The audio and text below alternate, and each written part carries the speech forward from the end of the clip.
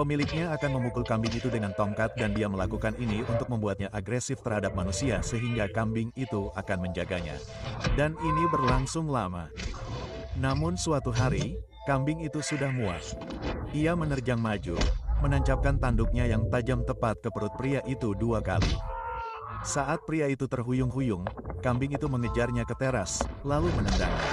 Pria itu pun jatuh tersungkur ke tanah, dan meninggal dalam beberapa menit. Ketika tubuhnya ditemukan, kambing itu ditangkap. Namun, bukannya dibunuh, kambing itu malah dibawa oleh penyelamat